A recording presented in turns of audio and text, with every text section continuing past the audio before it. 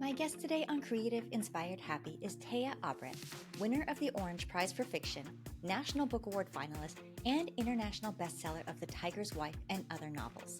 Her latest book, The Morningside, is out in paperback now. Today we talk about how being an immigrant influences her storytelling, writing in English while sometimes translating in her head from her first language, how she wove in a Serbian folktale into a novel about climate disaster, why Téa dislikes writing in first person, her advice for writers on spending time on social media, where she discovers her next reads, and so much more. Creative Inspired Happy is a video podcast featuring interviews with incredibly successful authors and others in the book world to help you build a fulfilling career and live a more creative, inspired, and happy life. All hosted by me, New York Times bestselling author Evelyn Skye. Join our warm community for free to get publishing insights, book recommendations, the opportunity to ask questions of upcoming podcast guests, and more. Just go to creativeinspiredhappy.com or follow the link in the episode notes. I hope you enjoy the show.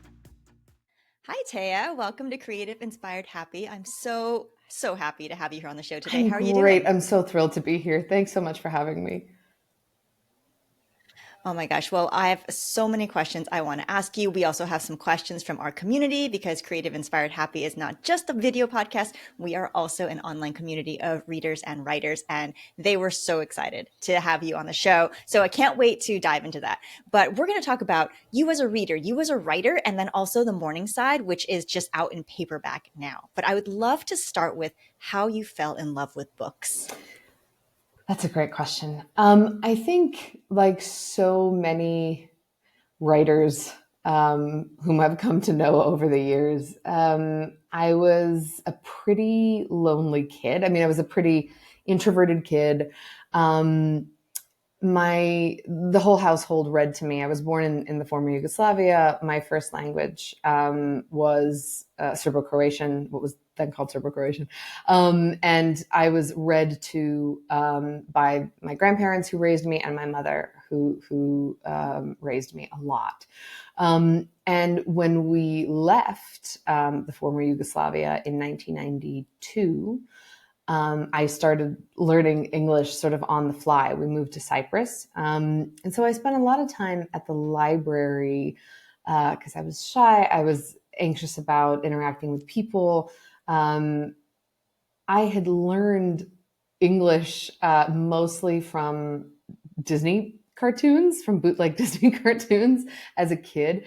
But reading was something that I hadn't learned. So transitioning from this completely phonetic language to a language that is not so phonetic was difficult. And so I spent a lot of time immersed in stories, and I found myself a lot more comfortable with books. And I read voraciously. I think I read things sometimes that weren't entirely appropriate to my age. You know, I would just sort of go around the school library and take random stuff off the shelves and be like, I guess this makes sense. And so books really were a solace.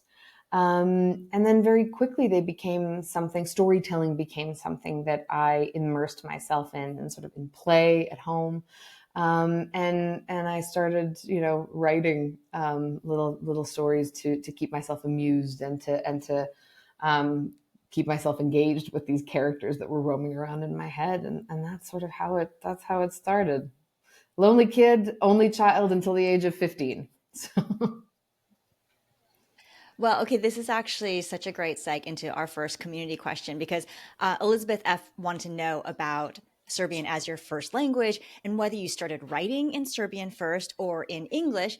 And maybe her more detailed question, I'm going to read word for word, is I'm always interested in when lyrical writers learned English as a second language and how they mastered prose and metaphor in another tongue. Do you ever think in your first language while you're writing? Do you have to translate it, or does it flow in English through the entire process of writing? That's a great question. And I love thinking about language and sort of the issue of the bilingual or sometimes even trilingual writer.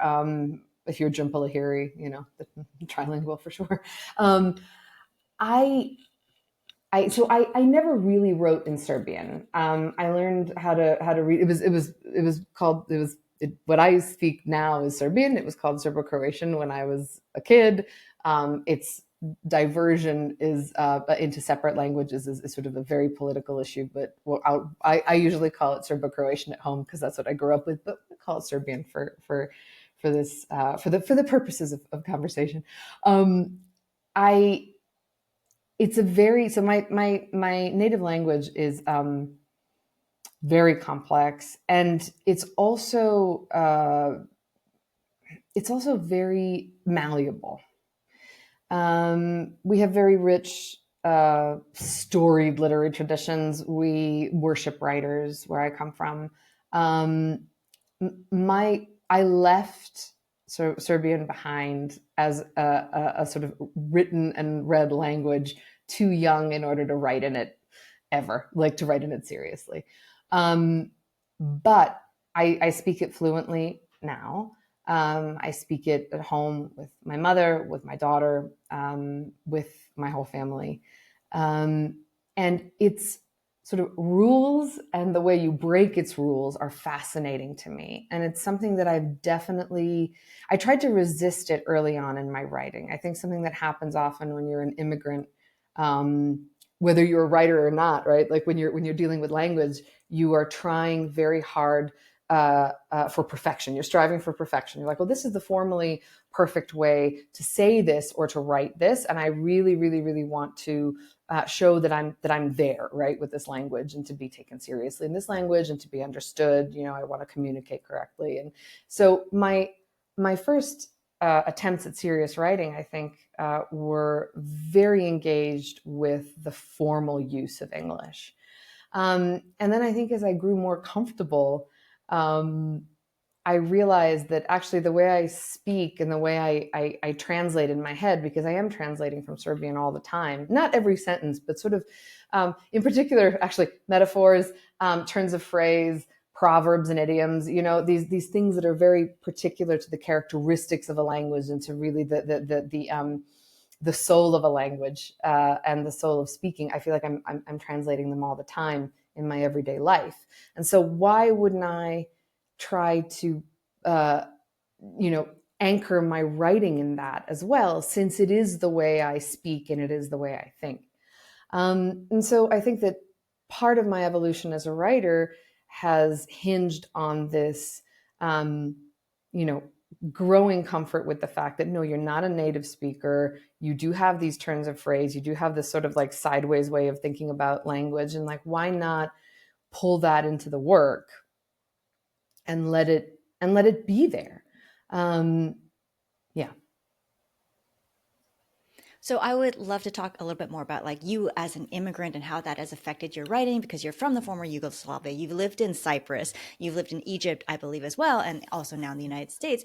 But first, let's talk a little bit about the Morningside. Your latest book is out now in paperback. I want to set the stage so that everyone, then we can refer back to like how you as a writer, how that has impacted your writing in general, but also the Morningside. So if you wouldn't mind telling our viewers and listeners, if they're not familiar yet with the Morningside, what the Absolutely. So the Morningside is it's set in the not too distant future, and it follows a young climate refugee called Sil. She's 11 years old. She's been traveling the world with her mother, and they come from a place that is referred to in the text only as back home.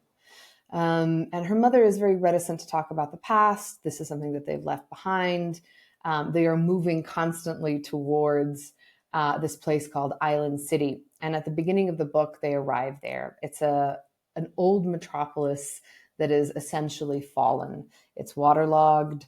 Much of it is completely flooded.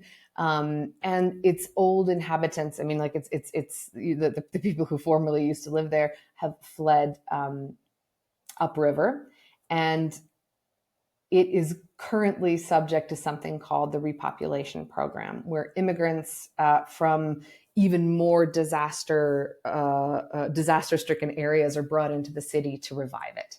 And Sil and her mother, as part of this program, arrive at a building called the Morningside. It's a formerly luxury tower in an old and beautiful part of the city that's still above water, and where Sil's aunt Enna serves as the superintendent. And Sil's aunt Enna is really different from Sil's mother. She is all about the past. She lives and sort of thinks in folkloric terms, and she introduces Syl to this heritage that Syl hasn't previously been acquainted with. And through the prism of these stories that her aunt is telling her, Syl becomes obsessed with one of the other residents of the building, the woman who lives in the penthouse with these 3 huge hounds that she starts to believe might actually be men who turn into dogs. Okay, so wow, there's so much there that I want to talk about. I want to talk about Serbian folk tales, which I believe was like an inspiration for these stories, how you weave that into a modern day but a future dystopia. I want to talk about your immigrant experience. Let's start with the immigrant experience since we've been talking a little bit about that.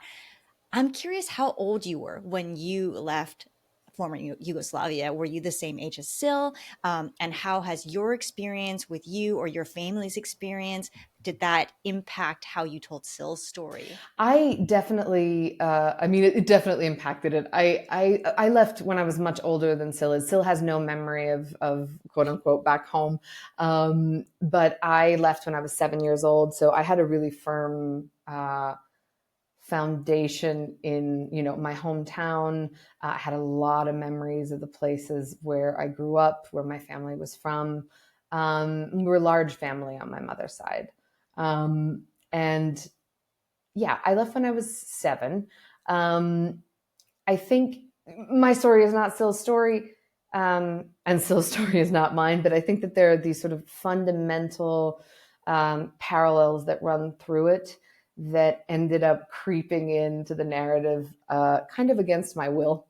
One of them is this idea of cultural legibility and sort of not quite knowing the rules of the new environment that you enter. When we left, we went first to Cyprus, then we went to Egypt, and then we ended up in the States. So I moved a lot as a kid, and I went from very, very different cultures, different languages as the sort of foundation of the society. And I wanted Syl to have that in her. I wanted her to sort of be somebody who was adaptable, but also who felt very much like an outsider because she had never been in any place long enough to have a foothold in it. And this was something that she's accustomed to. And it was certainly something that I was accustomed to as a kid. And do you think, as someone who has lived in so many cultures, experienced so many places, how does that change you as a writer, your perspective or your ability to to see things from different points of view? Oh, I love that question. I would hope that I'm lucky enough to have been afforded an expansive view of storytelling, for instance, like how storytelling works, right? And then also what constitutes satisfaction in a story. Access to different cultures, of course, was something that was essential to my upbringing, and is something that I'm so grateful for now, because I don't think I realized as a kid, as you don't realize as a kid, you don't realize anything as a kid. I certainly didn't realize how that not very many people are afforded that opportunity. It was something that arose from a terrible situation, but I considered myself very lucky as a kid. I loved Egypt. I loved this idea of ancient stories coexisting with more modern stories. And I think that that's something also that fundamentally made its way into my writing, the fact that the past and the present are always coexisting in my work, and they're constantly informing one another, because those are the kinds of stories I grew up with. Those are the kinds of places I grew up with. This idea that like the present is completely informed by the past, and also the way you exist in the present rewrites the past all the time. So I think that's fundamental to my work, and also to the way I see storytelling in general.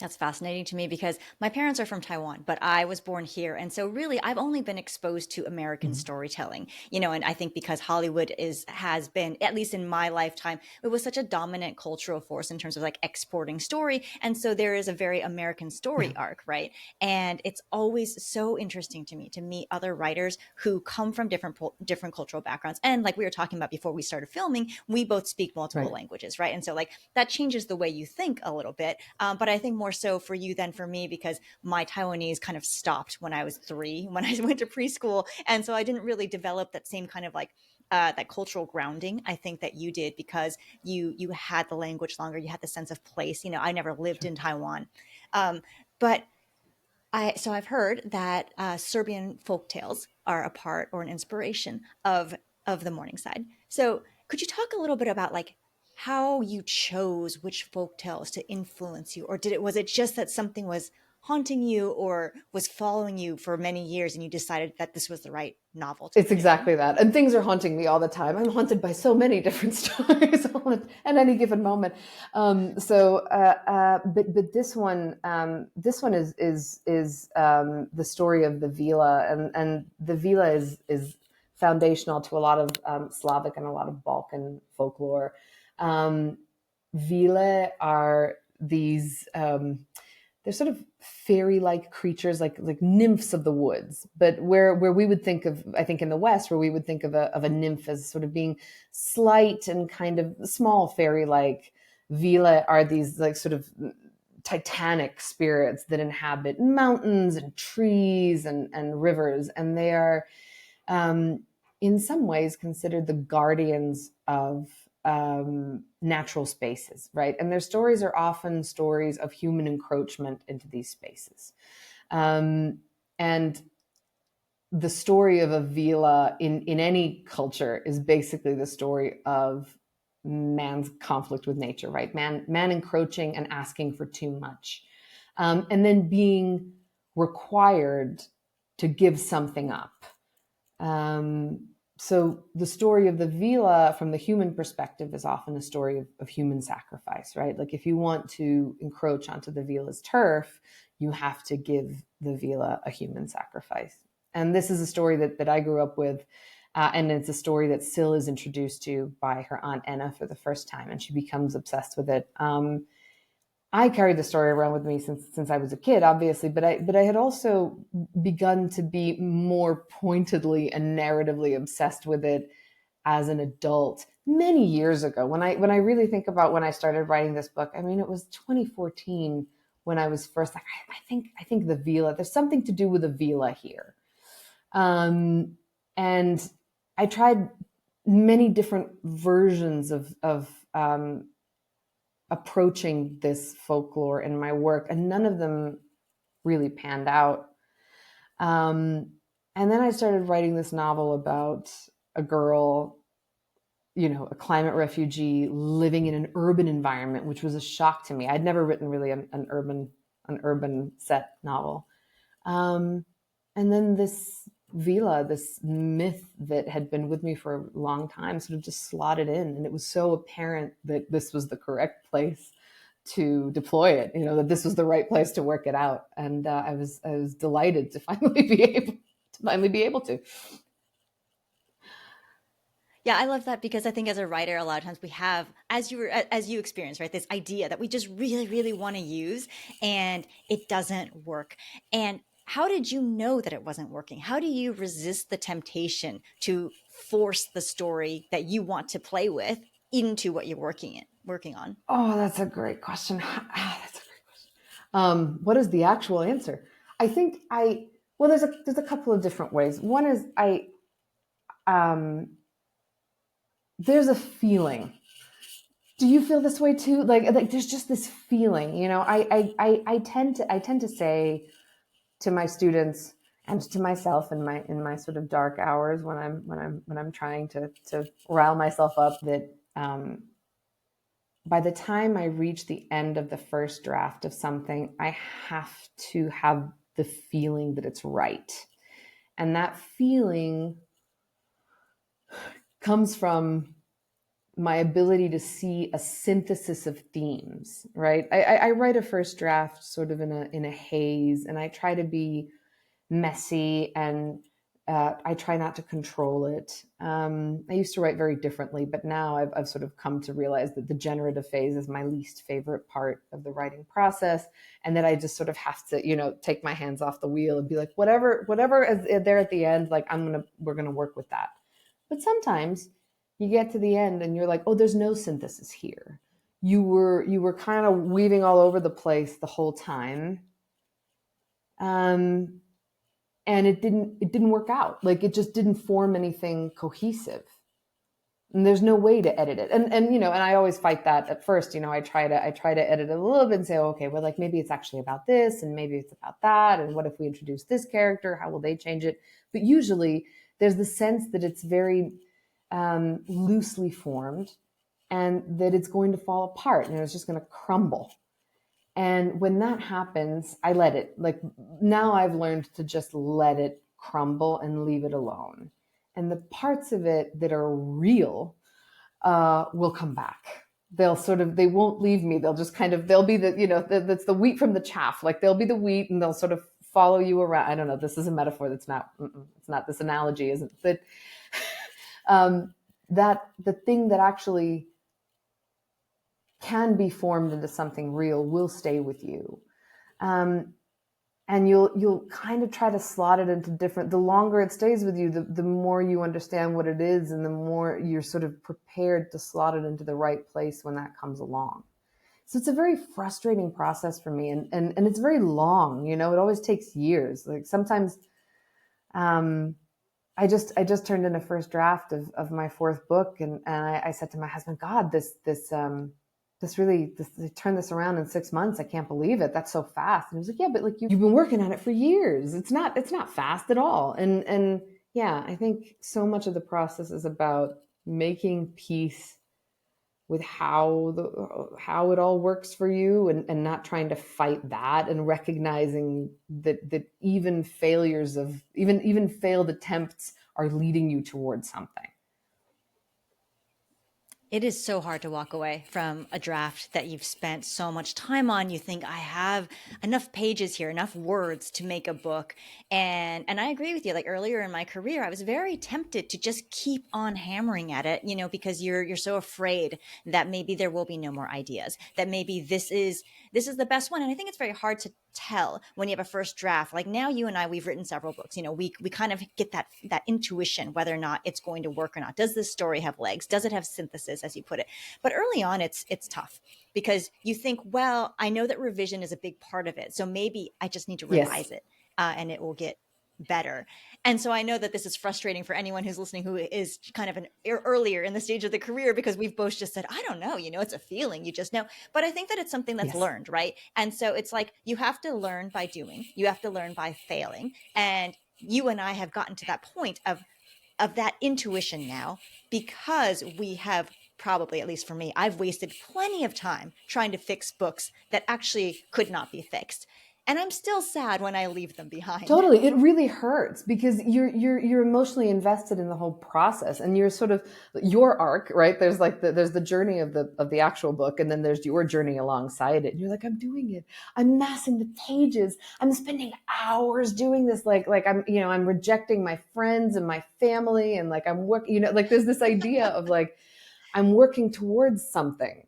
And I don't know how many disciplines, maybe there's lots, but it often feels in these difficult moments of writing, it's like, I think writing must be the only discipline where it's like this, or you could just invest so much time and it goes absolutely nowhere. Or, you write all day, you're like, I have less words than I started with. How'd that happen? But it's true. It is so frustrating for emerging writers and people who are just at the beginning of the process. And it must be so frustrating to hear all the time from writers who are further along that journey than they are, that it's just like, oh, you'll know, but part of that knowing, I think, comes from finishing, like, I think you have to finish a draft, even if you're like, oh, even if you're 2/3 of the way there and you're like, I don't know, I'm starting to like lose the thread of these characters. I'm losing affection for these characters. I don't know what happens next. Like, I think the feeling of what's right hinges upon you knowing what it's like to finish a piece. You know, whether it's a short story or a novel or a poem, like just to be like, this is the end of this draft is so important for the gaining of that knowledge of what it feels like to end it the way you want, you know? Yeah, I love it. I think that's very smart. That is exactly right. I want to go back now to this idea of synthesis and how you decided for the Morningside what the balance was between the folk tale and the climate, the dystopian part, and then focusing on the character. And I know part of the answer is, it's by feeling, but if we can dig a little deeper, see if we can figure out, how do you know how much to give from each side and when to step back and take away? I would say that you took away my first answer. So no, I would say that I try to allow myself to overload the first two drafts with as much information as possible and to write in a completely disbalanced way. For me, the most pleasurable part of writing is the control that I feel I'm gaining when I'm in the revision phase and when I'm editing and I'm cutting and cutting and cutting away and realizing, you've said this 5 times, but it really belongs here, in this one place. That I think is really essential. And I think I'm very lucky because I really enjoy doing it. But the sort of mechanics of that balance, I think for this book, it really came down to the issue of the character Syl. The character Syl is the main character. She's also the narrator, which doesn't always happen in my books, but happens more frequently than I would like because I do not like writing in the first person. Her emotional bond to this chapter in her life, because she's narrating this from 16 years down the road. So she's looking back on this moment in her life. She's 27 now. And she's trying to be honest in her narration about what she was thinking at the time.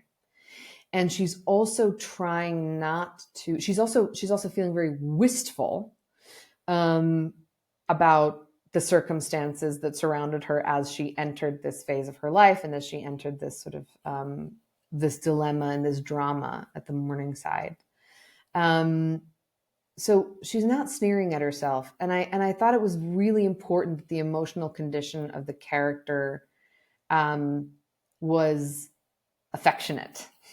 It wasn't neutral. It wasn't opposed. I think it's very easy to sort of look back on your younger self and be like, I made a lot of mistakes. And I think that she acknowledges these sort of certain errors of thinking, certain, childish impulses in the moment. But the overriding feeling that older Syl has towards younger Syl is a kind of nostalgia and a kind of affection. And I think that allowed me to treat the folklore to give the folklore as much space as the real things that are going on around Syl. Because part of Syl's issue is that she can't really tell the difference, and maybe there is no difference.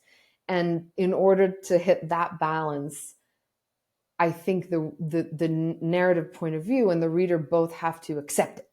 And it's really difficult to get a reader to accept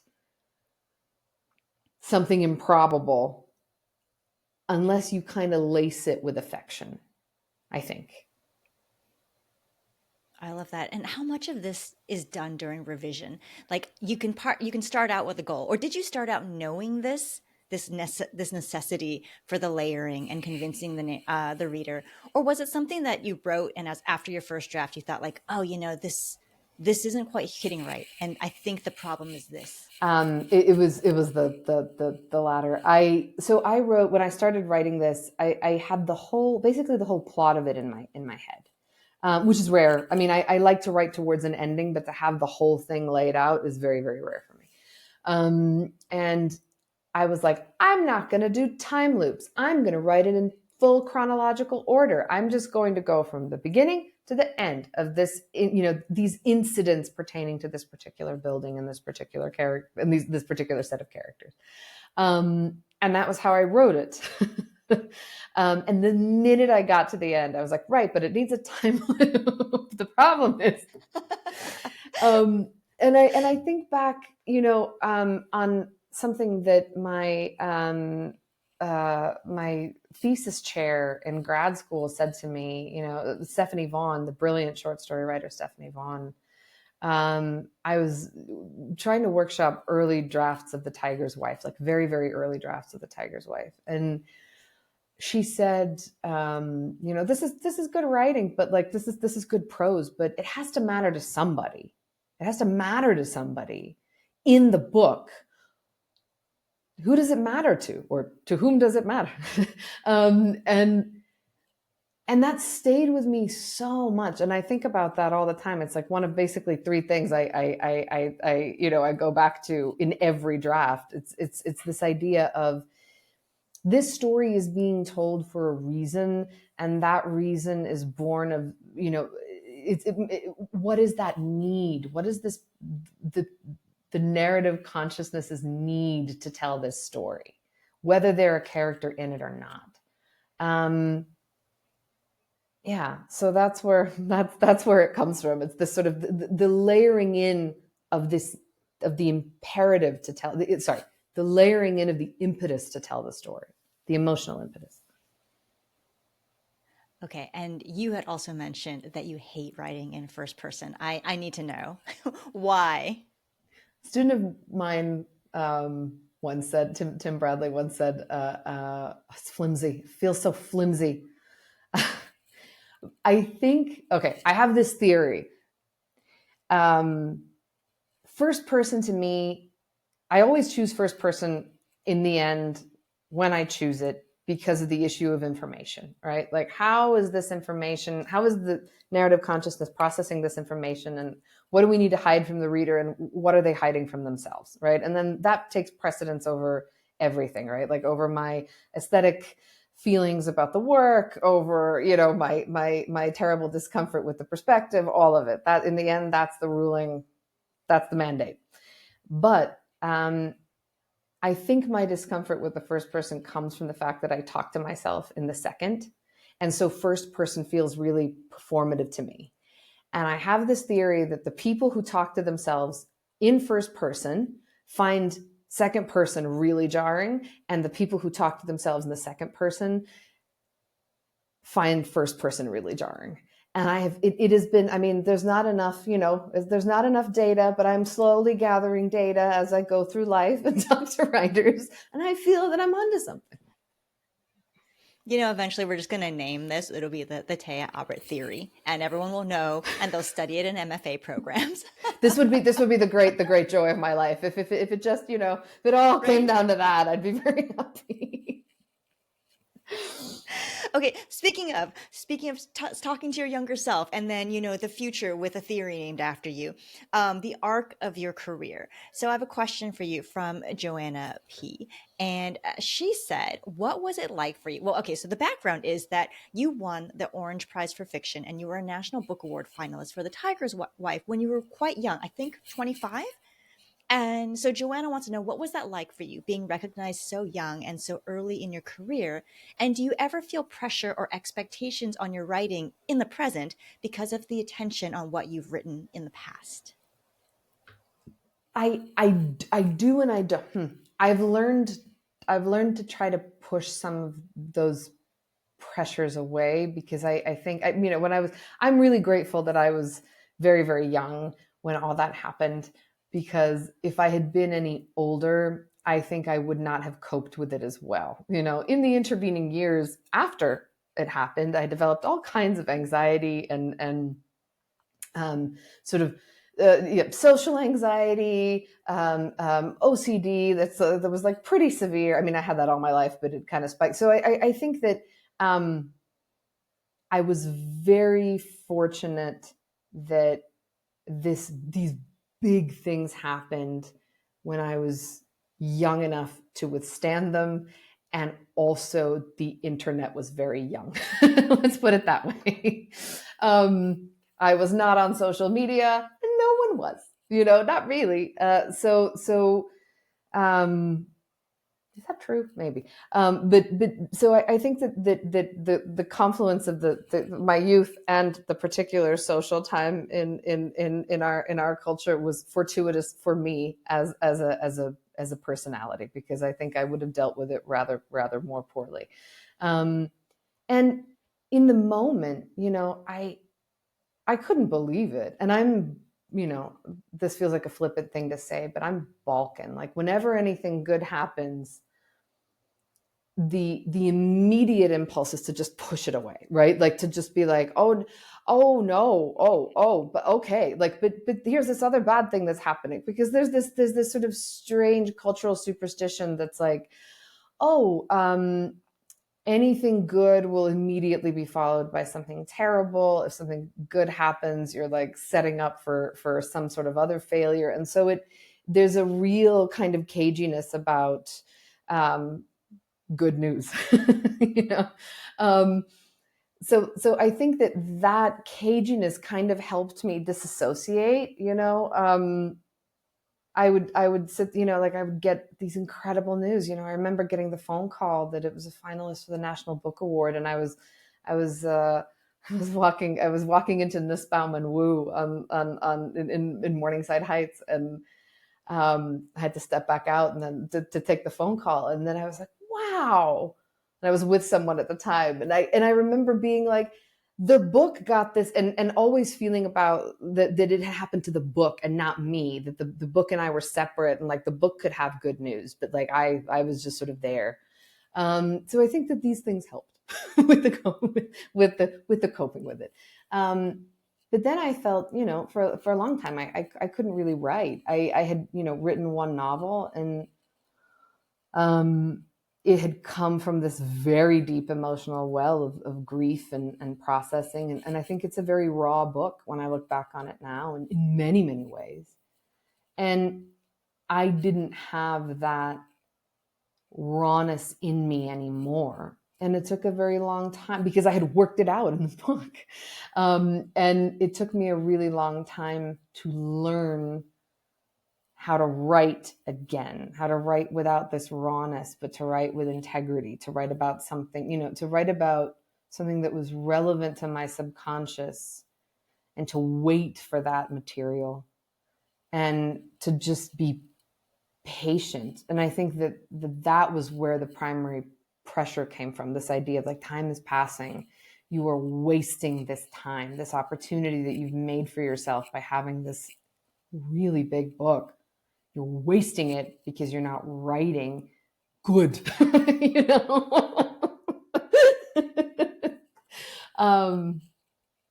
But then time goes on, and I do think that, like, especially nowadays with social media, there's this feeling that like you got to go now and you have to be present all the time. And I feel like the real goal for anyone who wants a career as a writer is longevity, and to not have to rush, that you can take your time to write each beautiful book. And realistically, people don't forget about you. And we feel like they do because there's something happening all the time on TikTok and Instagram and Facebook and all those places. But what has your experience been, or maybe if you have advice, because you are also a creative writing professor, for writers nowadays to deal with the pace of their own writing, that kind of self-care and giving their work the time and attention that it needs, versus the demands now on writers for publicity and always being a public face for their work? I would say that I would strongly, so this is an excellent question, and I would strongly advise people to stay within the boundaries that you are comfortable with. If you don't write, if you're someone who uses Twitter, and I'm going to call it Twitter, if you're someone who uses any social media platform well, and you enjoy it, and you are able to stay mentally healthy while using it, great. Build that, build that followership. Not all of your followers will become your readers. We live in a culture that's very used to free content. And that is an additional warning that I would like to give to emerging writers. If you expend too much of if you are drawing from the same well to write your work and to use social media,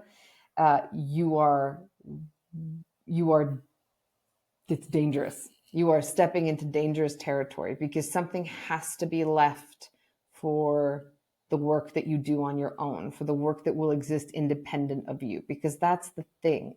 Books, poems, short stories, they are of you, but they are not you. And you put them out and they will live their own lives. Some of them will be like, look at Lucia Berlin. Like, some of them will be revived decades after your death and live on completely independent of you. And though that is the work that you should be pouring your all into, because that's the enduring stuff. And yeah, so if you're good at publicity,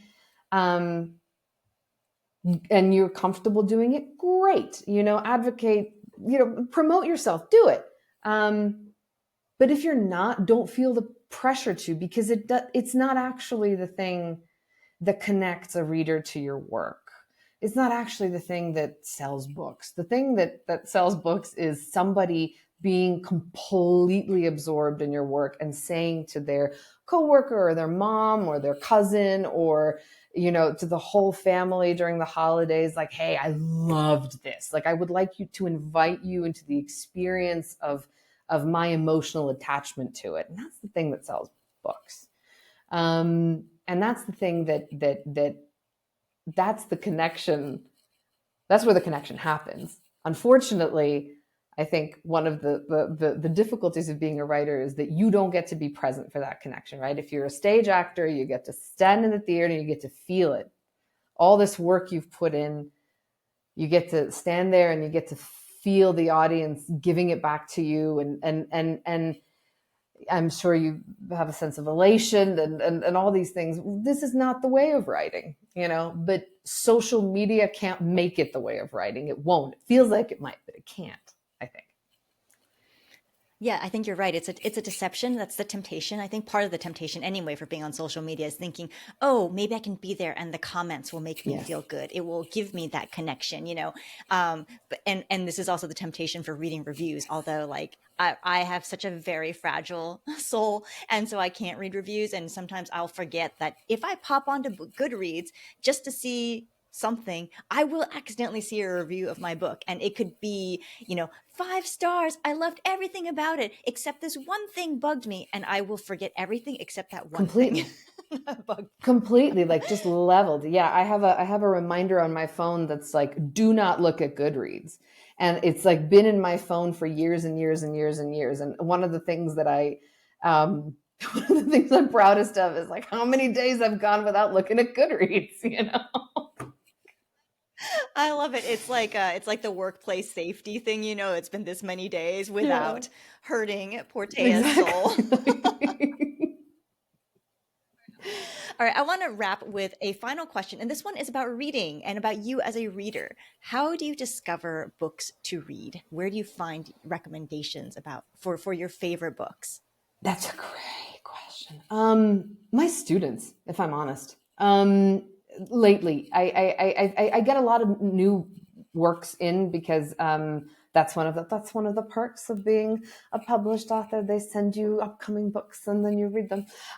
But there's so much brilliant work that I haven't heard of. Of course, I'm not going to be able to give any examples, or that I haven't previously read that's being introduced to me by my students who are reading really, really widely, who are, who have these like sort of pockets of obsession. There are these like trends, like this author is trending throughout the program and now everybody's reading, like last year, everyone was reading Claire Keegan. Actually, not last year. 2 years ago, before everyone else started reading Claire Keegan, the students at Bennington were all reading Claire Keegan, and then everyone else started reading Claire Keegan again. So it's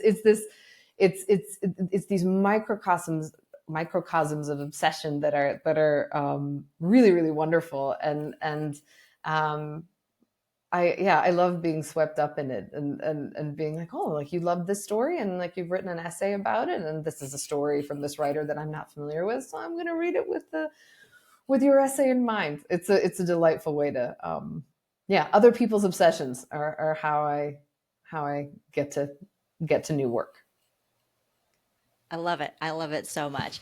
Well, thank you so much for being on the show. This was so fun. And for anyone who has not picked up the Morningside yet, if you're watching the video, here's a copy of it. I'm trying to put it on the camera. It's wonderful. Your writing is amazing. So happy to have you as a writer in this world and gifting us with your stories. And yeah, good luck with that fourth book. Thank you so much.